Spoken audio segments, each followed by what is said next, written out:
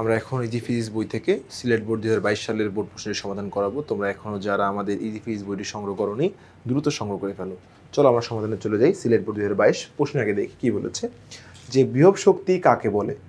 এখন একটা উদ্দীপক দেওয়া আছে, দেখো উদ্দীপকটার পুরো হাইট দেওয়া আছে 120 মিটার, একটা এ বিন্দু একটা সি বিন্দু সর্বনিম্ন, মানে বি নাই, এ আর সি দিছে, যা ভালো কথা। এর নিচেটা সি, ওটা হচ্ছে এ। এম বলছে 10 কেজি। আচ্ছা, খুবই ভালো কথা।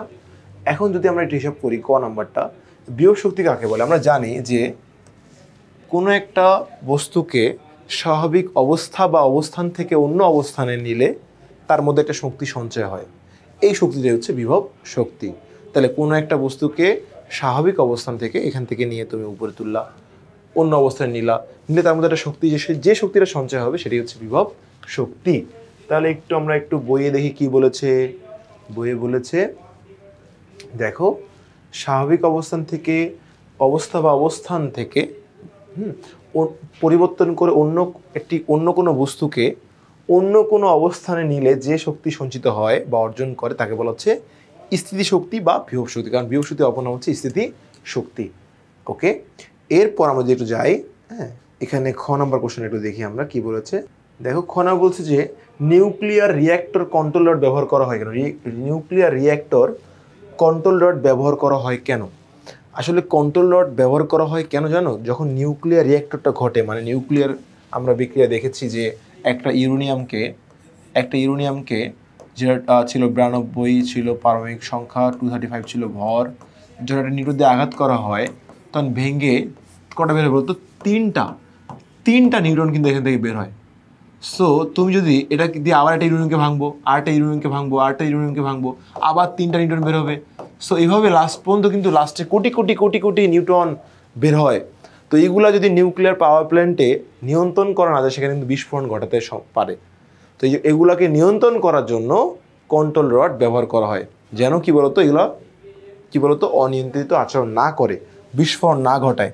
তো এখন দেখো আমরা যদি একটু বইয়ের ভাষা সুন্দরভাবে এক্সপ্লেন করতে চাই, তাহলে কি বলতে পারবো আমরা, বলতে পারবো হচ্ছে, দেখো যে নিউক্লিয়ার রিঅ্যাক্টর নিয়ন্ত্রণ করার জন্য কন্ট্রোল রড ব্যবহার করা হয় বলেছে, এখানেও বলেছে। নিউক্লিয়ার রিঅ্যাক্টরে প্রচুর পরিমাণ নিউট্রন তৈরি হয়, যেটা দেখাইলাম আমরা তোমরা। এই নিউট্রনগুলো পরবর্তীকালে আরও নিউক্লিয়ার বিক্রিয়া ঘটায়। সুতরাং কোনোভাবে যদি উৎপন্ন নিউট্রনগুলো নিয়ন্ত্রণ করা যায়, তবে নিউক্লিয়ার রিঅ্যাক্টরও নিয়ন্ত্রণ করা যাবে। নিউক্লিয়ার রিঅ্যাক্টরে ক্যাডমিয়াম দণ্ড ব্যবহার করা হয়, যেন কি নিউট্রনগুলো শোষণ করতে পারে। দেখো দণ্ড ব্যবহার করলে এটি নিউট্রন শোষণের মাধ্যমে নিউক্লিয়ার রিঅ্যাক্টর নিয়ন্ত্রণ করে। যদি নিয়ন্ত্রণ করা না যায় তাহলে কিন্তু এটা বিস্ফোরণ ঘটানোর সম্ভাবনা রয়েছে। ওকে, আমরা যদি একটু পরবর্তী কোশ্চেনে চলে যাই, আমাদের গ নাম্বার প্রশ্নে চলে যাই। সো গ নাম্বার প্রশ্নে একটু খেয়াল করবো তোমরা কি বলেছে। গ নাম্বার প্রশ্নে বলেছে যে দেখো বলেছে হচ্ছে যে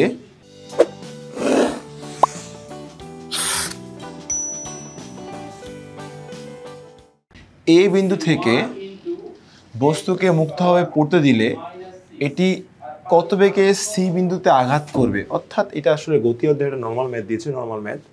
দেখো এখানে পুরো হাইট 120, সি বিন্দু হচ্ছে এইটা। তাহলে উপর থেকে যদি তুমি একটা বস্তু ফেলে দাও, এখান থেকে যদি এই বস্তু ফেলে দাও, এখানে বেগ কত হবে। তাহলে পড়ার সময় আদিবেগ কত, 0। তাহলে দেখো পড়ার সময় যদি আমি আদিবেগ 0 ধরি, শেষ বেগ ইকুয়ালস টু বের করবো এখানে। আর হাইট ছিল 120, জি হচ্ছে 9.8। দেখো তাহলে আমরা কি মিসিং, টি মিসিং। সূত্র হচ্ছে v square equal to u square plus 2gh।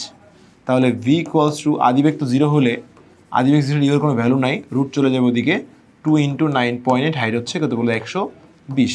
দেখো কত আসে, রুট ওভার 2 × 9.8 × 120 আসবে হচ্ছে 48.49 মিটার পার সেকেন্ড। এটা হচ্ছে বেগ। অর্থাৎ এই উচ্চতায় বেগ হচ্ছে কত বলতো, 48 মিটার পার সেকেন্ড। তাহলে এটা হচ্ছে নর্মাল ক্যালকুলেশন। সূত্র বসে দিলে অঙ্ক কিন্তু সেই, দেখো আমাদের উত্তর কিন্তু সেম এসেছে। উত্তর কিন্তু আমাদের সে 48.49 metre per second, normal calculation এটা। ওকে, আচ্ছা এরপরটা আমরা যাবো ঘ নাম্বার অঙ্কে। কি বলেছে একটু দেখি। ঘ নাম্বার অঙ্কে বলেছে যে পুরো হাইট ছিল 120। দেখো এই হাইটের মধ্যে বস্তুর ভর ছিল 10 কেজি। বলেছে ভবিষ্যতে কত উচ্চতায় বিভব শক্তি গতিশক্তির দ্বিগুণ হবে। সো আমি তোমাদের একটু আগে একটা এরকম ম্যাথ করিয়েছি, যে জিনিসটা চিন্তা করবো নর্মালভাবে, যে পুরা হাইট দেওয়া আছে 120, মিটার। তো ধরলাম কোথায় হবে এক্সে ঘটনাটা ঘটবে, তাহলে বাকিটা কি এইচ মাইনাস এক্স, যাওয়াটা হচ্ছে বিভব শক্তি, পরেরটা হচ্ছে গতিশক্তি। এখন আমি বলেছিলাম যে তুমি ধরলা, তাহলে প্রশ্নে কি বলেছে দেখো, প্রশ্নে বলেছে বিভব শক্তি প্রথমে আছে গতিশক্তি পরে রয়েছে, তাহলে বিভব শক্তি প্রথমে গতিশক্তি বলতো পরে। এবার বলেছে যে 2 গুণ কার দ্বিগুণ, গতিশক্তির দ্বিগুণ। র আছে কার সঙ্গে দেখো তো, রটা কার সঙ্গে আছে, যার সঙ্গে র থাকবে তার সঙ্গে 2 গুণ 3 গুণ 4 গুণ অর্ধেক সব ওগুলো বসাই দিবা, যার সঙ্গে র থাকবে। গতিশক্তির র আছে এর সঙ্গে, তাহলে দ্বিগুণ কার, গতিশক্তির দ্বিগুণ, ঠিক আছে। এখন আসো বা ভি হচ্ছে এমজি এইচ, বাট যাওয়াটা কি বিভব শক্তি না, যাওয়াটা হলে কি হবে, যাওয়া মানে বিভব শক্তি, পড়া মানে গতিশক্তি, পড়ছে গতিশক্তি, যাওয়া কি বলতো বিভব শক্তি, তাহলে কি হবে এইচটা হয়ে যাবে এক্স, আর 2 টি হচ্ছে কি হাফ এম ভি স্কোয়ার, তাহলে বা M G X equals to 2 কাটে দাও, তাহলে এম এই ভি স্কোয়ার মানে কি বলতো ইউ স্কোয়ার প্লাস 2gh, পড়ার সময় দিবে 0, তাহলে 2gh এইচ মাইনাস এক্স। কেন এইচ মাইনাস এক্স, কারণ পড়াটা কিন্তু এইখানে পড়তেছে না, সে এই বিন্দুতে বলছে ঘটনা ঘটবে, তাহলে পড়াটা এইচ মাইনাস এক্স আর যাওয়াটা হচ্ছে এক্স, হাইটটা মনে রাখতে হবে।